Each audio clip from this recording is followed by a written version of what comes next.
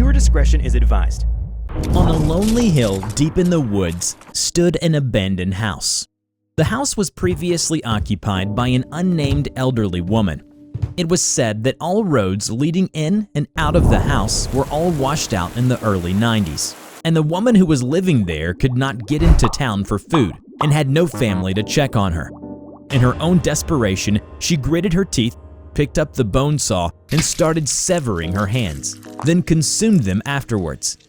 Having consumed her own hands, she was then unable to free herself from the cellar, which she had accidentally fell into while searching for insects or vermin to eat.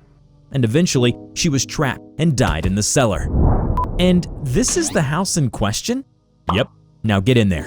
Hello everybody, I'm TheRubber. Today, we bring you a SCP Foundation Euclid class object, SCP-4173.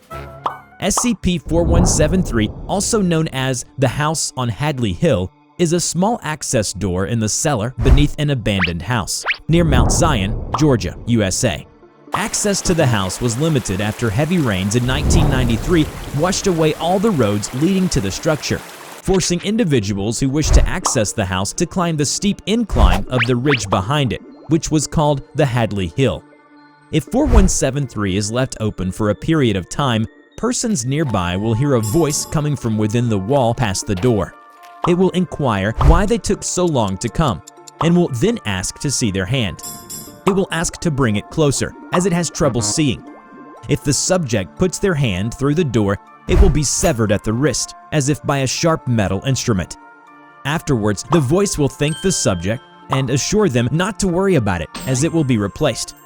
Sometime later, a decaying, elderly hand will appear somewhere on or in the subject's body. While the hand is fully functional, regardless of where it appears on the body, it will continue to decay and putrefy until it eventually becomes bone. This hand will share no genetic similarities with the subject. The hand's proximity to the severed wrist appears to be directly related to how polite the subject was when interacting with the voice within 4173. Subjects who experience this phenomenon often report feelings of uncertainty and paranoia when observing the hand. Any subjects who refuse to put their hands into the door after engaging the voice will be violently pulled through it if they attempt to leave. Due to the obvious disparity in size between the door and the subject's body, it will result in shattering, splitting, and spilling of the body as it is being pulled through. After all interactions with 4173, the door will close on its own. A test was conducted by Dr. Andrews. A D-class subject was briefed with a local folklore concerning the house, and then sent in to explore it. And thus, the urban legend surrounding this house was appropriately referred to as Old Hadley. The entrance of the cellar was no more concealed than the main door of the house. From the looks of it, it has seen some visitors prior to Dr. Andrews' test. As he approached, he heard faint sounds of fingers scratching and rubbing against the walls, which irritated him greatly, as well as an elderly woman's voice speaking to him from beneath the ground. The D-class was frozen in place upon hearing the voice.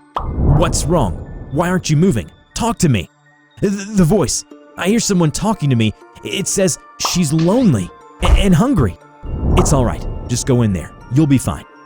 The D-class slowly pushed the door. It opened with heavy creaks. He stood hesitating in front of the open door. With the sun setting behind him, his shadow casted ominously on the steps. Beyond it, a pitch-black void. It was dark, but the subject's vision was slowly adapting to his surroundings. The cellar was wide, and the weak fading sunlight could only illuminate the grimy floor in front of the entrance steps. He groped his way towards his left as instructed by Dr. Andrews, and eventually he reached a small door. What's in there? Nothing. Just open it. Reluctantly, the D-class opened the door and poked his head through it. Immediately, his face was pushed right up against cobwebs and dirt. Compelled by his fear of the unknown, he quickly pulled out his head. Just then, he caught a glance of something moving past the door opening. "I thought you said there's nothing down here." "Nothing down there that can hurt you if you follow my instructions." The voice of the elderly woman has returned, but this time it came from inside the door. It was asking the D-class what took him so long, almost as if he was expected to be there. and then asked him to get closer, and it couldn't see him clearly. What do I do? Just do as you're told. You want to get out of this alive, do you not? He inched closer anxiously. The voice then asked that he put his hand through the door. I am lonely. Please let me feel your hand. Let me know that you're really there, the voice said to him. Sir, please let me out. I don't want to be here anymore. If you back out now, you'll face punishment for insubordination when we're back to the Foundation. And trust me, they take these things very seriously. I don't care. I just want out of here. Anything has got to be better than whatever the hell this door is. Do you know what'll happen to you if you run away now? No, not with the Foundation. I'm talking about now with the door. Check your tablet. A new recording was sent to his tablet. It was a recorded footage of a man conversing with the same voice behind the door. It was making the same requests. The road was out. I had to find another way up. What? Oh, okay. What? No way I'm sticking my arm in there. I am out of here. Just as the man turned around, he was suddenly pulled towards the door and was forced through the tight opening. He struggled to get out, but to no avail. His back was jackknifed and bones were shattered and exposed as he was being pulled through. Blood splattered all around the door and the ground. When the D-Class looked back at the door in horror, he could make out faint smudges of blood stain that perhaps the Foundation crew failed to clean properly before sending him here, the very same room where the man had died brutally. Jesus! That man! This room! No way! Yes way, sir. Feel like backing out now, champ? Can't you do something with this now, please? Well, I'm telling you to do what you're told, or be another statistic. Damn it! Damn it! All right. He calmed himself and slowly extended his hand into the door. He waited anxiously for a moment. He shuddered as he felt a frail, cold hand slowly touching him. He couldn't see what's at the other side of the door, as if he had offered his hand as a sacrifice into the black void. The voice thanked him jubilantly for his gift. Gift? What do you mean? Huh? With a sudden jerk, the D-Class was pulled against the door. He could feel a cold hand gripping his tightly. As he struggled, the voice became increasingly agitated, condemning him for being rude and ungrateful, that he has had his gift for far too long, and that it no longer belongs to him now. What do you mean by that? What are you gonna do? Ah! A sharp pain shot through his body as he felt something ripping his arm. Eventually, he was released from the door. His wrist was severed with a clean cut and was bleeding profusely. The voice, much more cordial now, praised him for his gift and told him that he was given a gift of her own in return. The door then closed on its own with a loud bang that echoed across the cellar, leaving the D-Class lying on his own pool of blood, seeping profusely from his severed wrist. Shortly after, an extraction team entered the cellar and removed the D-Class. He was then moved to the Site-94 infirmary. After 2 days, a large pustulous growth began to emerge from the right side of the D-Class's head. He died shortly thereafter on the way to the Site Trauma Center.